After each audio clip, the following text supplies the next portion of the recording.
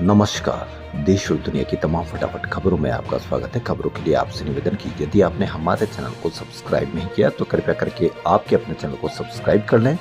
तो क्या है आज की बड़ी खबर, क्योंकि आप सब्सक्राइब करते हैं तो हमें हिम्मत होती है सही और सच्ची खबरें आप तक पहुंचाने की। वरना मास्टर स्ट्रोक किस तरह से मीडिया में आपको दिखाया जाता है यह आप भली भांति जानते हैं। हम कांग्रेसी नहीं हम बीजेपी के खिलाफ हैं या किसी पार्टी के खिलाफ हैं या किसी पार्टी का समर्थक करते हैं। हम सिर्फ वो आवाज उठाने का प्रयास करते हैं जो मीडिया में आपसे छुपाई जाती है। तो क्या है आज की बड़ी खबरें। कांग्रेस का कहना है कि राहुल गांधी एक बार फिर से सच साबित हुए। जी हां, भारत सरकार ने जीएसटी को लेकर कई अहम बदलाव किए हैं, जिसको लेकर राहुल गांधी अपने पुराने ट्वीट सोशल मीडिया पर शेयर कर रहे हैं। कांग्रेस का कहना है कि बीजेपी को 8 साल बाद अपनी गलती का एहसास हुआ, जबकि कांग्रेस शुरू से ही इसका विरोध कर रही है। भारत सरकार की तरफ से जीएसटी में किए गए बदलाव को लेकर राहुल गांधी अपने कई पुराने ट्वीट सोशल मीडिया पर शेयर कर रहे हैं। कांग्रेस का कहना है कि 8 साल बाद बीजेपी को अपनी गलती का एहसास हुआ, जबकि कांग्रेस इसका पहले से ही विरोध कर रही है। कांग्रेस नेता राहुल गांधी ने अपने उन पुराने ट्वीट को शेयर किया जिनमें उन्होंने लिखा था कि कांग्रेस 18% सीएपी के साथ एक रेट के लिए संघर्ष जारी रखेगी। उन्होंने कहा था कि अगर बीजेपी ये काम नहीं करेगी तो कांग्रेस करके दिखाएगी।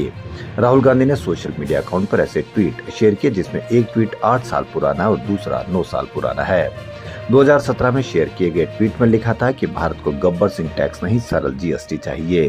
कांग्रेस और देश की जनता ने लड़कर कई वस्तुओं पर 28% टैक्स खत्म करवाया है। 18% सीएपी के साथ एक रेट के लिए हमारा संघर्ष जारी रहेगा। अगर भाजपा ये काम नहीं करेगी तो कांग्रेस करके दिखाएगी।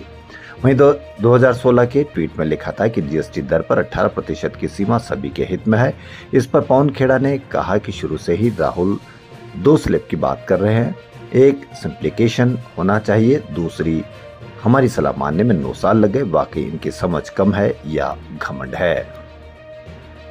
महाराष्ट्र में मराठा आरक्षण का मुद्दा अब न केवल आरक्षण की राजनीति बल्कि सरकार के भीतर शक्ति संतुलन का खेल भी बन गया है।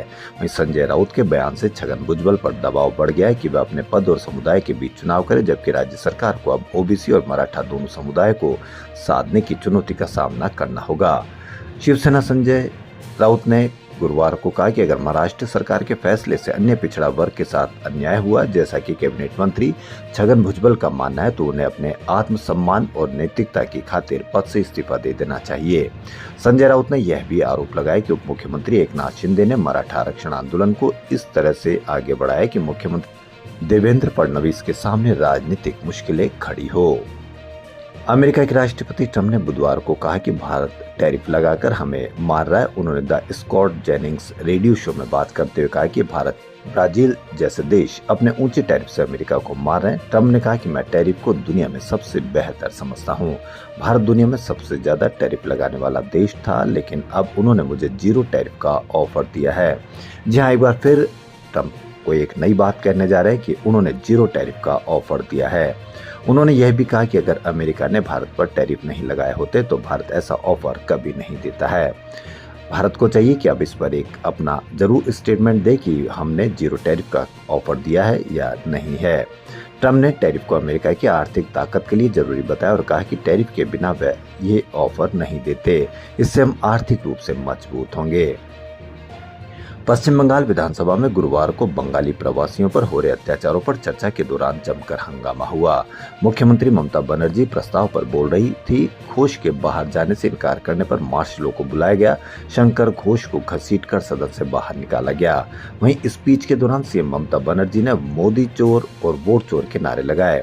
पश्चिम बंगाल विधानसभा का 3 दिन का विशेष सत्र 1 सितंबर को शुरू हुआ था। 3 सितंबर को करम पूजा के कारण राजकीय छुट्टी थी। आज सत्र का आखिरी दिन है।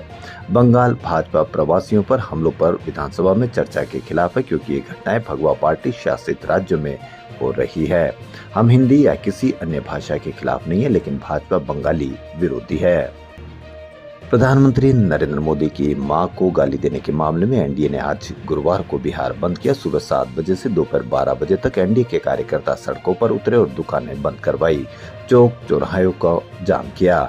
जहानाबाद में बंद को सफल बनाने के लिए कार्यकर्ता रोड रोलर लेकर पहुंच गए थे। यहाँ महिला टीचर को स्कूल जाने से रोका गया। जी हाँ, महिला टीचर को स्कूल जाने से रोका गया। यही मीडिया अगर और कोई बंद कराता और स्कूल टीचर को जाने से रोकता तो पूरा मीडिया इस तरह से बवाल मचाता और बीजेपी कार्यकर्ताओं ने उन्हें हाथ पकड़कर वापस घर भेज दिया। वहीं एक युवक के साथ मारपीट भी की गई।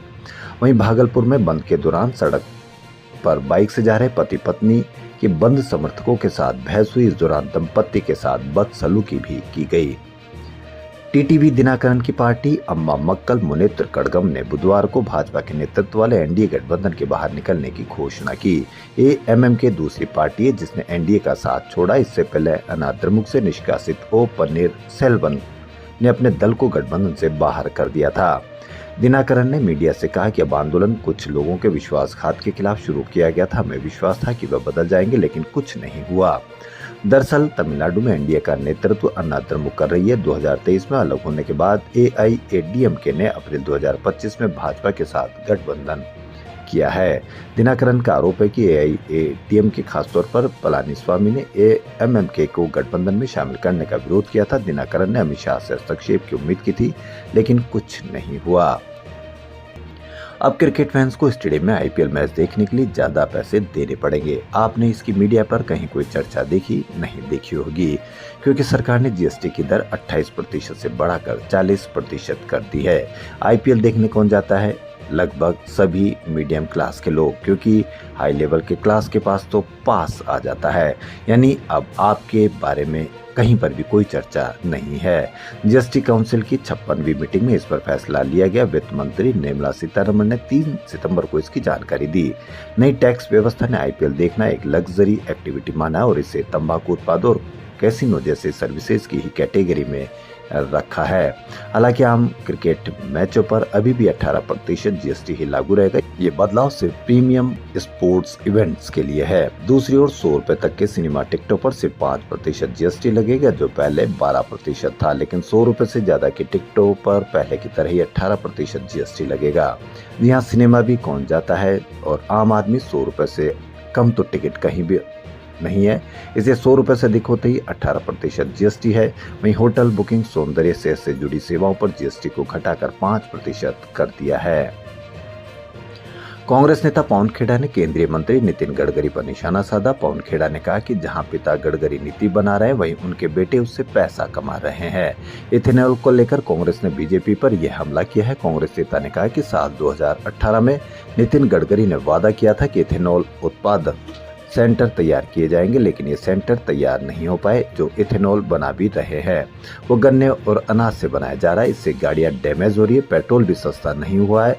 पवन खेड़ा ने बताया कि 1 लीटर इथेनॉल बनाने में 3000 लीटर पानी खर्च होता है। गडकरी जी के 2 बेटे हैं। पिता नीतियां बना रहे हैं, बेटे उन नीतियों के आधार पर पैसा बना रहे हैं।